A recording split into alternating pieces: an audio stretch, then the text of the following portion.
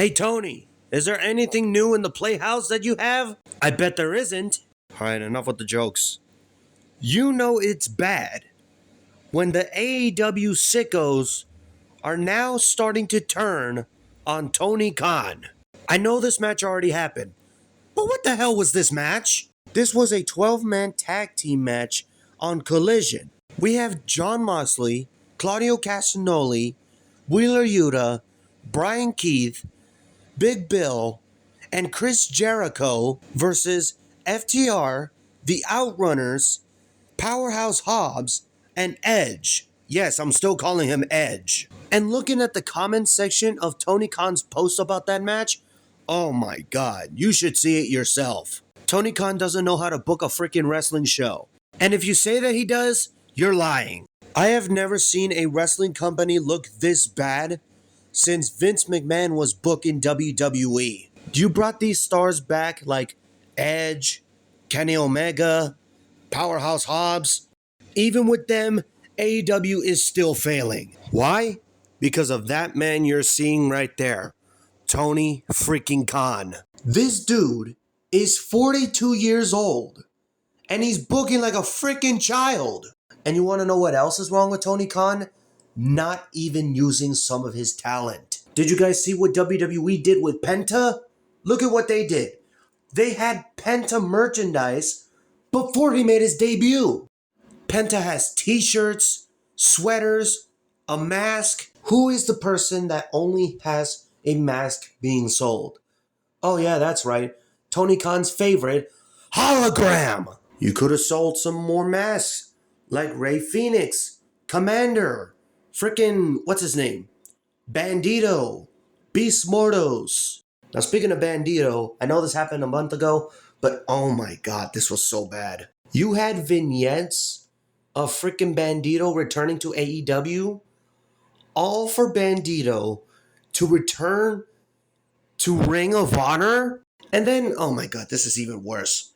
Bandito makes his return, he does a missile drop kick, he lands on the back of his head, and he already has a concussion. Oh my god. How long is he gonna be out until he returns again? Because at this point, he should just get out of there. Now, I mentioned Rey Fenix earlier, that Tony Khan is literally not using Rey Fenix at all. Tony Khan is literally Vince McMahon. This dude got so petty, he wants to keep freaking Rey Fenix and not use him at all. You want to know who else is getting that same treatment? Dr. Britt Baker, D&D. Britt Baker is literally the biggest star in the AEW women's division, and you're not using her. Now, I know that Britt Baker has been in controversy with Mercedes, who's terrible in the ring. Britt Baker also had issues with MJF for over, what was it? MJF and Will Ospreay going for almost an hour? The AEW locker room is a terrible place. I can imagine being backstage in an AEW locker room knowing that something bad is going to happen. And I heard that some AEW stars are not allowed to work independent wrestling promotions during WrestleMania weekend. That's a different story that other people can talk about.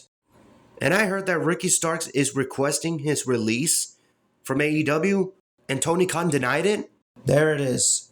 Petty Tony Khan strikes again. I know that Tony Khan saw Penta's debut in WWE.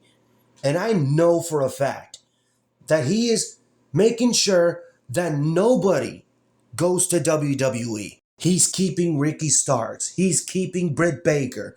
He's keeping Rey Fenix. To do what? Nothing. Now they all gotta wait until their contracts expire. I know for a fact that once their contracts expire and they go to WWE, they're gonna make a lot more money than what they made in AEW. And this Death Rider story that Tony Khan has been booking, is this even booked by Tony Khan? Or is this booked by John Moxley? Who's in charge of this story? And you're actually taking Darby Allin off of TV? AEW needs Darby Allin immediately. And then we got this. Oh my god, I can't believe I'm going to mention this. Jeff Jarrett getting a push in 2025. Did Tony Khan see frickin' John Cena's retirement tour And he wants to freaking do that with Jeff Jarrett? This dude is feuding with freaking MJF. MJF doesn't deserve this. Don't get me wrong, guys. I like MJF. But he should not be doing this. At this point, if Jeff Jarrett beats MJF, MJF is buried. And I also want to bring this up. You know that Grand Slam Australia show that they're going to have? Guess what? It's not in a big-ass stadium. They moved to a smaller venue because of poor ticket sales. What's even worse is that this was supposed to be on Max only. But they decided to move it to TNT as a TV special? Did Tony Khan drink a lot at a party somewhere and forgot everything? Because there's no way that Tony Khan is serious about all of this. I'm telling you this right now. I said it in another AEW video. This company is going to die. I don't care what any of you say. This company is not going to last that much longer. How is no one in Warner Bros. Discovery not see any of this and say, oh my god, this is bad? How has Tony Khan not been confronted by those guys? Seriously. But I want to know from you guys. Have you stopped watching AEW? Let me know in the comments below. Thank you guys for watching. Like, comment, subscribe. Tap the notification bell for more videos. Follow me on Twitter at @EthanSoyShow, and I'll see you on the next one.